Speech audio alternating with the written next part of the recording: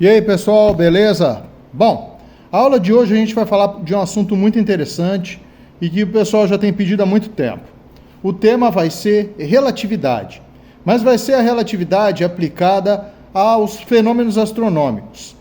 Bom, antes da gente começar a falar sobre isso, eu gostaria de dar uma passadinha, e fazer algumas considerações sobre viagens planetárias.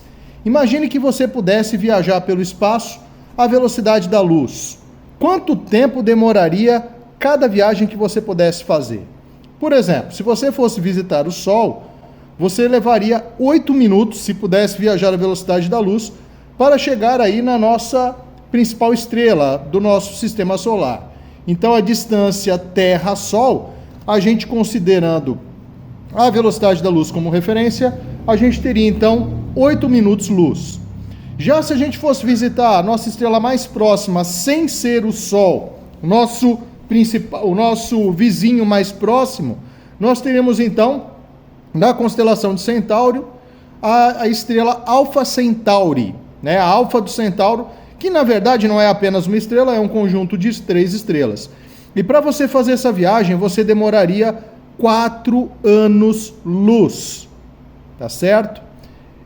Tem alguns outros vizinhos, que a gente poderia considerar em algumas viagens interplanetárias ou mesmo entre intersistemas, Nós temos, por exemplo, a estrela de Barnard, Ela fica na constelação da Serpente.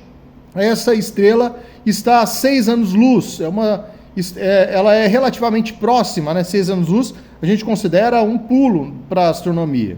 Temos também a estrela Wolf 369, na constelação de Leão, também uma vizinha, ela estaria a 8 anos-luz. Uma curiosidade é que essa estrela é bem tênue e ela aparece em um dos filmes da saga Jornada nas Estrelas. Temos também a estrela Lalande, na Ursa Maior. Essa estrela estaria a uma distância de 8 anos-luz.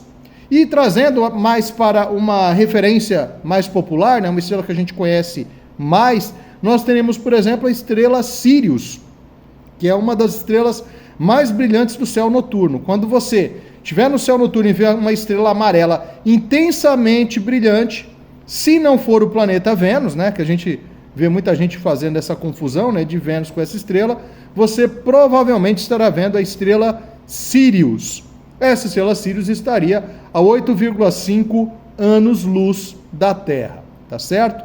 Então esses são os nossos vizinhos, e esse seria o tempo relativo que demoraria para a gente visitar qualquer um deles. Em se tratando de sistema solar, nós teríamos o planeta Saturno, por exemplo, a cerca de 40 minutos-luz de distância da Terra. Ou seja, se eu fosse visitar esse planeta, viajaria 40 minutos para poder chegar lá, se pudesse viajar à velocidade da luz, tá certo? Bom, vamos imaginar agora dentro da nossa realidade atual. Se a gente pegasse o foguete mais rápido já construído pelo ser humano. Esse foguete, ele já foi construído há algum tempo, nós estaríamos falando do Atlas V, que foi o foguete mais rápido já fabricado. Esse foguete, ele tem a possibilidade de viajar a 75 mil quilômetros por hora. Esse artefato humano é um dos mais rápidos já fabricados por nós, pela raça humana. Esse foguete, se fosse fazer uma viagem para nossa vizinha Alfa Centauri, que está a 4 anos-luz, nós teríamos então que considerar que 4 anos viajando à velocidade da luz, como distância é velocidade vezes o tempo, 4 anos-luz é uma unidade de distância, porque você tem o tempo em anos e a velocidade como referência à velocidade da luz. Se a gente multiplicar então a velocidade da luz, 300 mil quilômetros por segundo, pelo tempo de 4 anos, nós teríamos a distância em quilômetros que a nossa vizinha Alfa Centauri está da Terra. Então, considerando que a luz viaja 300 mil quilômetros em apenas 1 segundo e passando 4 anos para segundo, o que a gente vai achar? Bom, nós sabemos que 4 anos tem 365 dias, cada dia tem 24 horas e cada hora 3.600 segundos. E a cada segundo a luz caminha 300 mil quilômetros. Se você fizer essa conta, você vai achar um número, logicamente, um número astronômico, de 37 trilhões de quilômetros. 37 trilhões de quilômetros. Se você fosse viajar hoje com o nosso foguete mais rápido já construído, que é o Atlas V, e considerasse que ele atingisse, né, essa velocidade de 75 mil quilômetros por hora, a sua viagem demoraria apenas 56 mil anos, tá certo? Bom, pessoal, aí a gente já tem uma noção, né, da nossa tecnologia. É lógico, né, que a gente tá tendo ali uma possibilidade, né, hoje já se discute de possibilidades de se viajar a velocidades bem maiores. Hoje já se fala da vela solar, né, uma vela que capta, de certa forma, os raios solares e aproveita a pressão solar como impulso para uma nave. Também temos outros estudos que nós temos um motor de contração do espaço. Seria algo como se fosse causada uma distorção no espaço-tempo, onde a nave não caminharia. O que caminharia seria o espaço em relação a ela. Seria mais ou menos essa a ideia. Mas vamos considerar que num futuro próximo a gente, desafiando, né, a nossa capacidade tecnológica presente, né, nós conseguíssemos viajar à velocidade da luz, né, e fôssemos viajar ao nosso vizinho Alpha Centauri. Ainda assim, pessoal, nós teríamos uma viagem bem demorada, né? Nós teríamos, então, uma distância de 4 anos-luz para percorrer, né? Ou seja, só de ida para essa estrela, nós demoraríamos 4 anos. Considere que você passasse 1 ano para fazer o estudo desse sistema e depois você retraísse para a Terra. Então você estaria falando de uma viagem de 9 anos. Isso se você considerasse que está indo à velocidade da luz, né? Dada uma limitação tecnológica, né? Nenhuma astronave pode viajar, né? É uma limitação física. Nenhuma astronave pode viajar à velocidade da luz, tá certo? É uma limitação. A maior velocidade que a gente considera que algo pode atingir, algo que tenha massa, seria a própria velocidade, um pouquinho menor que a velocidade da luz, seria algo que seria tangível de se atingir, e nunca um valor maior, né? Bom, para a gente começar a falar de relatividade, né, esses números assustam um pouco a gente. Imagina você ter que viajar 9 anos para explorar o vizinho mais próximo. E quando a gente começa a pensar então em outras galáxias, essas distâncias elas são extraordinárias. A gente vai estar falando de uma galáxia vizinha que está a 2 milhões de anos-luz.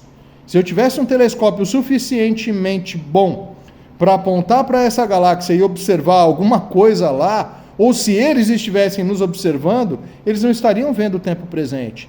Eles estariam vendo o que aconteceu há 2 milhões e meio de anos atrás, né? Então, pessoal, é uma limitação física muito curiosa. Mas se serve de consolo, né? A relatividade pode nos trazer alguma ideia, algum consolo em relação às viagens espaciais. Vamos considerar primeiramente os postulados de Einstein. Einstein, ele formulou 2 postulados. O primeiro diz que as leis da física são as mesmas para qualquer referencial inercial. E quando ele diz esse termo referencial inercial, ele está considerando tanto corpos que estejam em repouso ou corpos que estão em velocidade constante. Então quer dizer que a lei da física ela funciona igual para essas 2 situações. O segundo postulado da física diz o seguinte: a velocidade da luz é constante para todos os observadores, o que significa que a luz viaja independente da velocidade do observador. Pode parecer fácil, né? Então, ele está querendo dizer que a velocidade da luz tem sempre a velocidade da luz, independente da sua velocidade. Isso, pessoal, é muito curioso. Por exemplo, imagine que você pudesse, considerando a função horária da posição, né? S é igual a S0 mais V0t. Então, S é a posição final de um objeto em função do tempo, S0 é de onde está partindo esse objeto. e V0 a velocidade de um móvel, estamos considerando essa velocidade constante. Se a gente considerar a física clássica, imagine que você esteja num carro, tá certo? Viajando a 110 km por hora. E você está se aproximando de um outro veículo que está viajando a 90 km por hora, na mesma direção. Nessa situação, então, é como se você tivesse, considerando a física clássica, uma velocidade de 20 km por hora em relação a esse carro. Eu poderia imaginar também, né, isso é muito comum em filmes, né?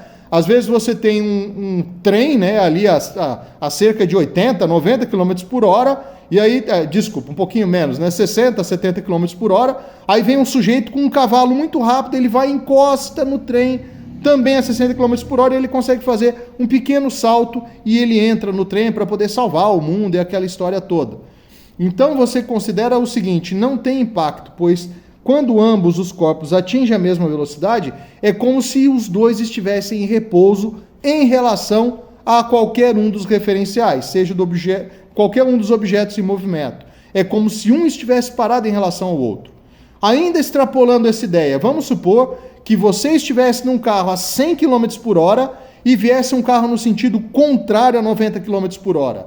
A velocidade relativa entre esses dois carros seria de 200 km por hora, pois da mesma forma que eu estou indo para frente, esse carro vem na minha direção. Então eu somaria as velocidades.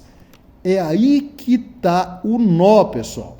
Porque quando eu considero a luz como sendo o elemento que está se deslocando, se um carro está a 100 km por hora e um raio de luz está indo na mesma direção dele, a velocidade desse raio de luz continua sendo 300 mil quilômetros por segundo. Se o raio estiver vindo na direção contrária, vai ser também 300 metros por segundo. Ou seja, a velocidade da luz é invariável para qualquer referencial.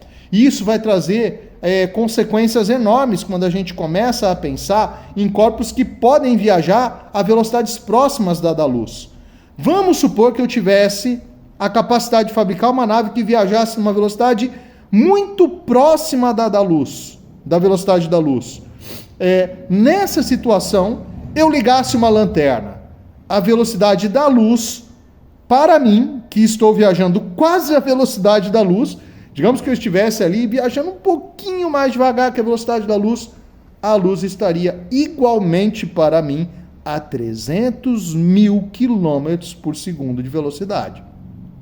Eu acho, pessoal, que deve ser um pouco abstrata essa ideia, né? Mas o que vai compensar esse movimento da luz se eu estou já viajando quase a velocidade dela? O que vai modificar para que a luz possa ter a mesma velocidade em relação ao meu corpo do que se eu tivesse parado? Pois se eu estou parado, a luz tem 300 mil km por segundo. Como que pode eu estar em movimento e a luz também ter 300 mil km por segundo de velocidade?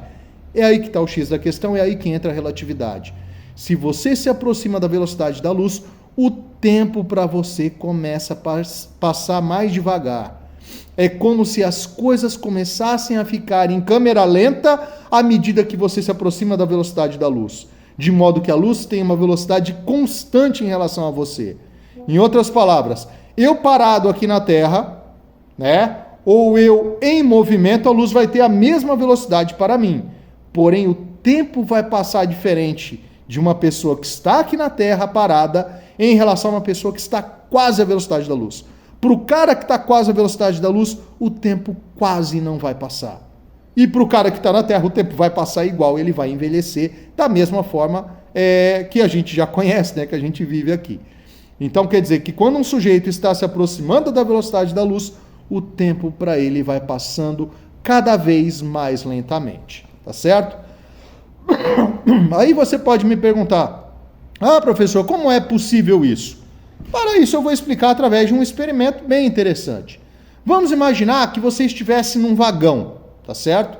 Esse vagão tivesse uma velocidade, né, relativa em relação ao solo, mas você não está preocupado em nada com o que está acontecendo do lado de fora. E você fosse medir o tempo que demora para um raio de luz sair daqui do chão do vagão e atingir um espelho que está na parte de cima do vagão. Você fosse cronometrar esse tempo? Nós sabemos que distância é igual a velocidade vezes o tempo. Então, se você marcou um tempo t' com seu relógio, a distância que o raio de luz andou do chão até o teto, você poderia calcular pela própria velocidade da luz. Seria a velocidade da luz vezes t', a altura do vagão. Agora, vamos imaginar que tem um sujeito vendo você dentro do vagão e esse raio de luz. Para ele, o movimento que a luz fez, ela seria um movimento diferente. Para esse sujeito que está fora do vagão, como o vagão está indo para frente, ao mesmo tempo que a luz vai para cima, para o sujeito que está fora do vagão, o vagão ele vai ter saído dessa posição aqui e vai ter chegado um pouquinho mais para frente.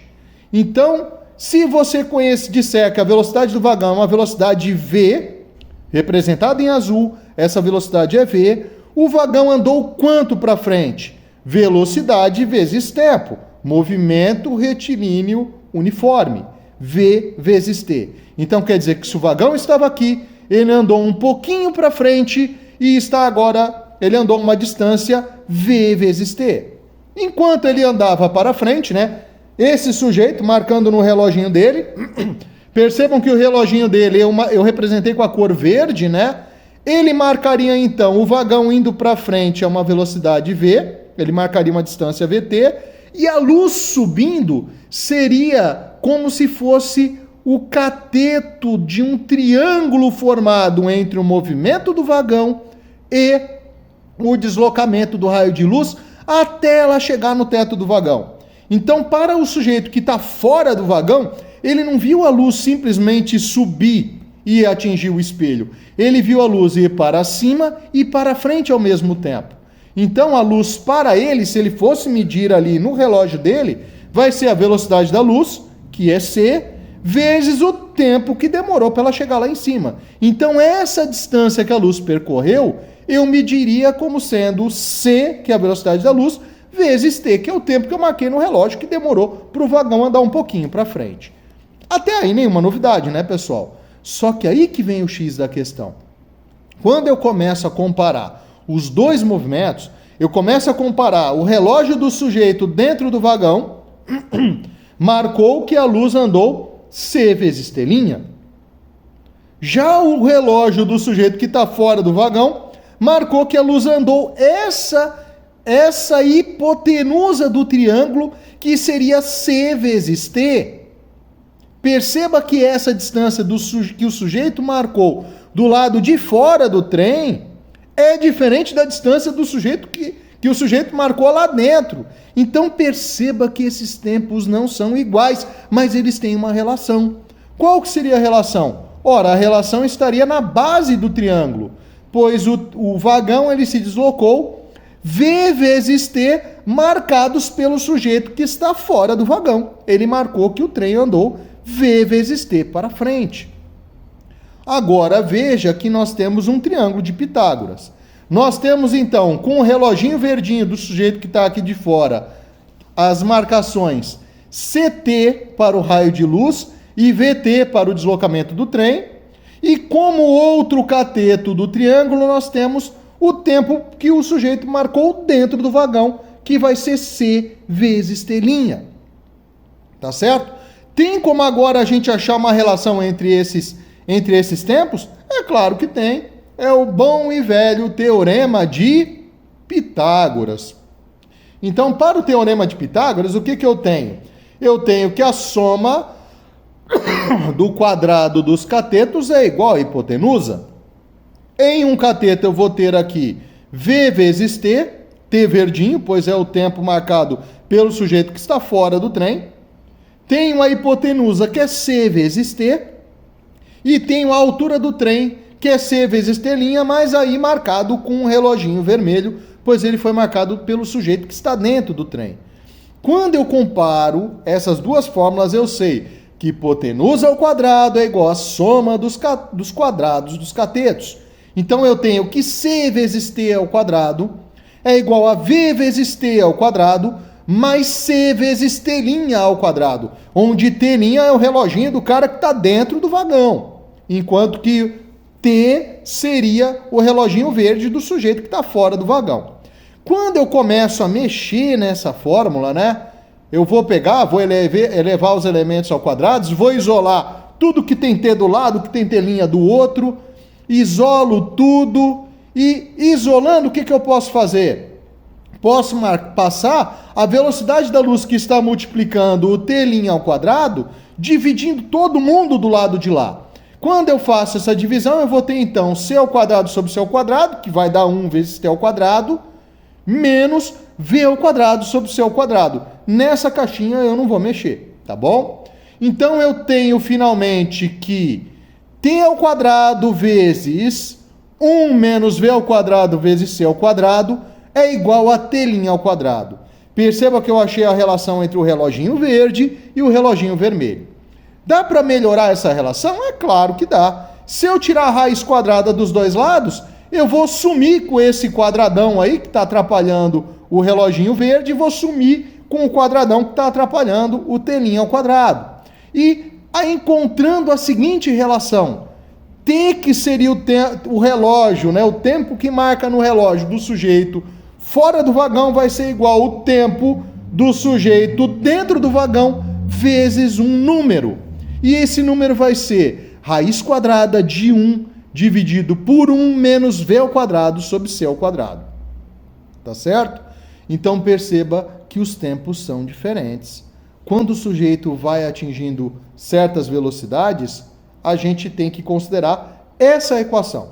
Essa equação aqui é a equação que relaciona o tempo próprio do tempo com o tempo relativo. E essa constante, você pode perceber aqui, que esse valor aqui, raiz quadrada de 1 sobre 1 menos V ao quadrado sobre C ao quadrado, a gente chama na física de gama relativístico. É como se fosse um número, um valor constante que vai ter, na verdade não é constante, é um valor que varia, e ele vai variar em função de quê? Em função de quão grande é a sua velocidade comparada à velocidade da luz. Logo, o tempo próprio, que é o tempo do carinha que tem o reloginho verde, vai ser igual a T' vezes gama, onde gama é um valor numérico que varia à medida que você vai aumentando sua velocidade próxima da velocidade da luz. Tá certo? Vamos considerar que você esteja andando numa van, né? A van que vem para a escola, né, trazendo você para cá, você está indo a 50 km por hora. Se você dividir 50 km por hora por C ao quadrado, que é a velocidade da luz ao quadrado, você vai achar um valor muito próximo de zero. 1 menos um valor muito próximo de zero vai dar 1. Logo, esse gama daria 1 e os tempos seriam iguais. Então, quer dizer que o tempo para você dentro da van seria igual ao tempo de um cara que está andando a pé, vindo para o colégio a pé. Seria praticamente iguais. No entanto, se você considerar que você estivesse agora fazendo uma viagem longa, uma viagem rumo a Alfa Centauri, nossa vizinha, e você estivesse a uma velocidade de 0,998 C, ou seja, 99,8% da velocidade da luz, se estivesse indo numa nave que tivesse a capacidade de viajar próximo à velocidade da luz, que é o que nós estamos almejando fazer, olha só que interessante. Esse gama relativístico, ele não seria insignificante que nem quando você estava na van.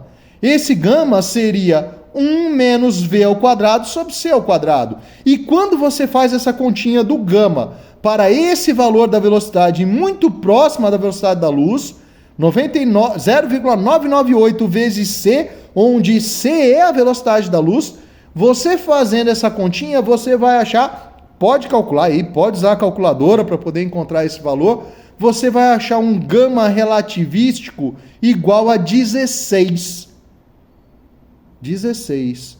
Isso quer dizer o que fisicamente? Ora, se você viajando para Alfa Centauri, num relógio marcado aqui da Terra, você vai gastar 4 anos. Veja bem, o relógio aqui da Terra marca 4 anos. Quanto tempo vai marcar o reloginho do cara que está lá na nave? Muito simples. Eu já vi, né, que T é igual a T' vezes gama. Então quer dizer que 4 anos vai ser igual a telinha vezes 16. Opa, esse 16 está multiplicando o tempo relativístico. Então olha só que interessante. Para você, dentro da nave, vai ter passado quanto tempo? Você passando esse gama relativístico, dividindo os 14 anos, você vai ter então, dividindo os 4 anos, você vai ter então 4 anos dividido por 16. 4 dividido por 16 vai dar 0,25 anos. Ou seja, 1/4 de ano. 1/4 de ano são 3 meses. 3 meses seriam 90 dias. Então, olha só que interessante. Para nós aqui na Terra passaram-se 4 anos. Para o sujeito que viajou, 90 dias. Entenderam, pessoal, o que é a relatividade? Relatividade justamente é uma compensação que o tempo toma quando você se aproxima de velocidades relativísticas. Quanto mais próximo da luz você estiver, menos você se desloca no eixo do tempo. Então, de acordo com a teoria de Einstein, o espaço-tempo forma um conjunto. Quando você está parado, você está caminhando à velocidade da luz na direção do tempo. No entanto, quando você está em movimento, você deixa, quanto mais rápido for sua velocidade, a velocidades comparadas à velocidade da luz, você vai inclinando o seu gráfico de deslocamento. Quanto mais você se desloca, mais rápido você se desloca e mais próximo da velocidade da luz você o faz, você para de andar na direção do eixo do tempo. Se hipoteticamente você atingisse a velocidade da luz, o tempo não passaria para você. Tá certo? Bom, pessoal, eu acho que essa aula, eu espero que ela tenha sido interessante. Eu espero que você tenha conseguido acompanhar os cálculos. Aliás, os cálculos não foram complicados, foi só um teoremazinho de Pitágoras que a gente pegou e revisitou, tá certo? Então fique à vontade para poder discutir essa aula. Eu vou colocar essa aula lá no nosso fórum, tá bom? E espero, né, tá ouvindo ali dúvidas ou perguntas que vocês têm em relação à relatividade, tá certo? E como tarefa, vocês vão calcular alguns tempos relativos para a nossa disciplina de astronomia. Espero que vocês tenham gostado da aula. Um grande abraço, uma grande semana e até a próxima.